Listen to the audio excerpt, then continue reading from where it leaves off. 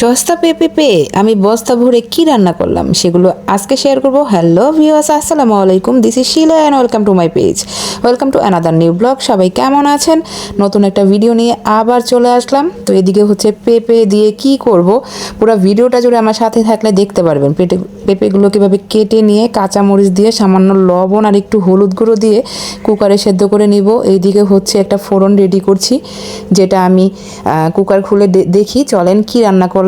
এটা হচ্ছে পেঁপের ডাল, পেঁপে দিয়ে ডাল দিয়ে আদা রসুন পেঁয়াজ সামান্য হলুদ আর লবণ দিয়ে সেদ্ধ করে নিয়েছি। এবার ফোড়নটা দিয়ে দিলাম। ফোড়নে হচ্ছে তেজপাতা পেঁয়াজ এগুলো দিয়েছিলাম আর শুকনা মরিচ চিড়ে দিয়েছিলাম। তারপরে এটা হয়ে গেল, ডালটা কিন্তু রেডি। আর এই ডালটা খেতে কিন্তু অনেক বেশি মজা, তো ধনিয়া পাতা থাকলে দিয়ে দিবেন।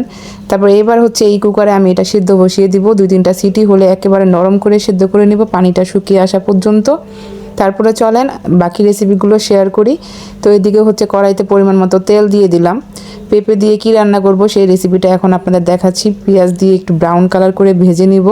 তো এখন কিন্তু পেঁপে একটু দাম কম, সব তরকারি অনেক বেশি দাম। বর্ষাকালে এমনিতেও তরকারি অনেক দাম থাকে, যেহেতু চারোদিকে পানি থাকে, অনেক দিকে বন্যা হচ্ছে। আর যারা বন্যায় ডুবে আছেন তাদের সবার জন্য রইল অনেক বেশি দোয়া।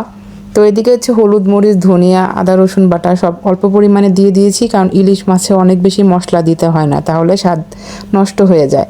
তারপর এটা কষিয়ে রান্না করব। তাজা মাছ ছিল, অনেক বেশি মজা ছিল মাছটা, এজন্য এটাকে আমি ভেজে রান্না করছি না, কষিয়ে নিলাম। আর এইদিকে হচ্ছে আমি এটা ভর্তা করে নিব, তার জন্য পেঁয়াজ শুকনা মরিচ লবণ এগুলো দিয়ে এটাকে বেটে নিচ্ছিলাম।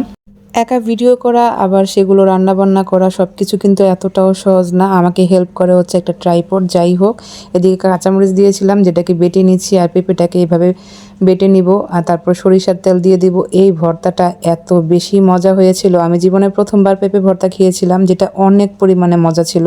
আর পেঁপে দিয়ে ইলিশ মাছ অনেকবার খাওয়া হয়েছে, এই রান্নাটা অনেক সুস্বাদু হয়। আপনারা বাসায় ট্রাই করে আমাকে জানাবেন কমেন্ট বক্সে যে আপনারা কারা কারা পেঁপে দিয়ে ইলিশ মাছ খেয়েছেন, পেঁপে দিয়ে চিংড়ি মাছ খাওয়া যায়, পেঁপে দিয়ে ডাল খাওয়া যায়, পেঁপে ভর্তা খাওয়া যায়। পেঁপের আর কি কি রেসিপি আছে যেটা আমি এখনও খাই নাই, আপনাদের জানা থাকলে কমেন্ট বক্সে রেসিপি শেয়ার করবেন। তো এই যে পেঁপে তরকারিতে একদম মশলা কম দিতে হয়, তাই মশলা কম দিলাম। এবার এটাকে ভালো করে কষিয়ে নিব।